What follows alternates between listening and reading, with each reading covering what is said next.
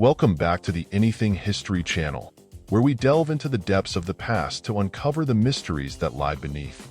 Tonight, we journey back to 1973 to the quiet town of Enfield, Illinois, where an unsolved mystery still haunts the memories of its residents. This bizarre story starts with an antique salesman and restorer coming home a little before 10 p.m. from a meeting and very tired from a day's work. He was a single father of 2 children, and he had his work cut out for him just managing this household and keeping his sanity. It was on that fateful night in April of 1973 that the McDaniel children, wide-eyed with terror, claimed to have glimpsed an elusive creature prowling in their yard. The kids' ages 12 and 15. They said they heard scratching at the door and the sound of prying wood. They said the creature tried to dislodge the window-mounted air conditioner from the wall. At first, their father, Henry McDaniel, dismissed their eerie story as nothing more than the product of overactive imaginations. Even though he saw the air conditioner out of place, he just adjusted it and chastised the kids for horseplay in the house.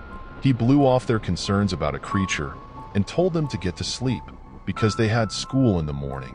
He then turned out the lights and tiredly climbed in bed and fell asleep.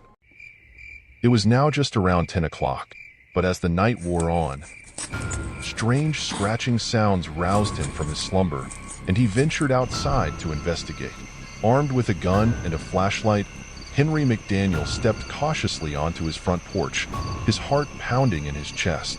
There, between 2 rose bushes, he came face to face with the creature that had haunted his children's dreams. Its form was grotesque, its 3 legs rooted to the earth as it loomed menacingly before him. 2 pink eyes gleamed in the darkness, casting an otherworldly glow upon the scene. In a moment of terror and disbelief, McDaniel raised his gun and fired, the shots ringing out in the stillness of the night. McDaniel said he then fired 4 shots.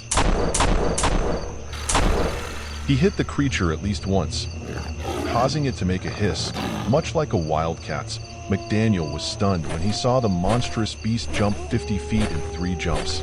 As the creature bounded away with an otherworldly agility, leaping over obstacles with unnatural ease, McDaniel could only watch in stunned silence.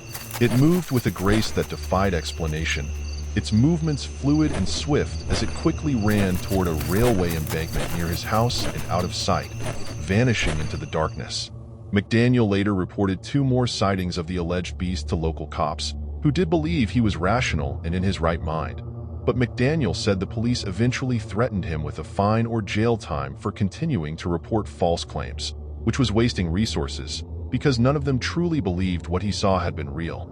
Unfortunately, in the visits they downplayed the scratches, torn screen, and strange footprints found outside his house in the soft dirt. But McDaniel was adamant and stood behind his scary true story. If they do find it, they will find more than one, and they won't be from this planet. I can tell you that. He truly thought the creature was some kind of alien of sorts. To McDaniel, the ordeal was far from over, for what he witnessed would haunt him for the rest of his days. In the days that followed, McDaniel's testimony sparked a frenzy of activity in Enfield. Monster hunters descended upon the town, armed with cameras and guns, eager to capture evidence of the elusive beast. After McDaniel's public testimony about the Enfield Monster, other eyewitness claims began to surface. One of them started out with a story more believable than McDaniel's. This was a young boy who claimed he saw the creature earlier as he was riding his bike, and it had tried to attack him. The boy swore the creature grabbed at his feet with its claws, badly damaging his shoes. But that was soon found to be a hoax to taunt McDaniels for some kind of animosity stemming from a past altercation with the boy. But monster hunters swarmed the town with plans to trap or kill the beast, and at least 5 men were arrested after firing shots in the area and claiming to have seen and photographed the creature.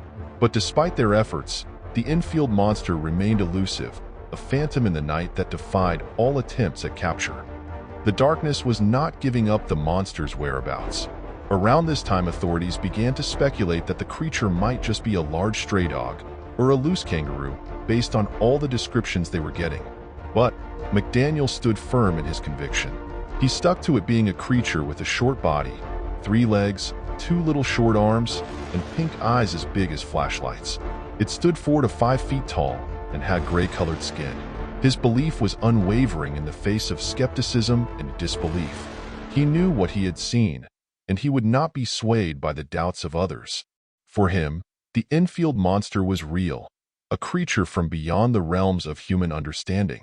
And though the sightings would eventually fade into memory, the legend of the Enfield Monster lives on, a testament to the mysteries that lurk in the shadows of our world. Now, let's not get this story mixed up with the Enfield hauntings that happened in England. That incident was about a poltergeist. That's a whole different story that we hope to cover in the future. The Enfield Monster is a creature that lurks in the shadows of Illinois. And perhaps, somewhere out there in the darkness, this creature still roams, a silent sentinel of the unknown, waiting to be discovered once more. Was it just a kangaroo? What do you think? Either way, McDaniels and others saw something, and it evidently scared them witless and put them on guard for the rest of their lives. Join us next time for another journey into the depths of history, here on the Anything History channel. Until then, remember, the past holds more secrets than we can ever imagine.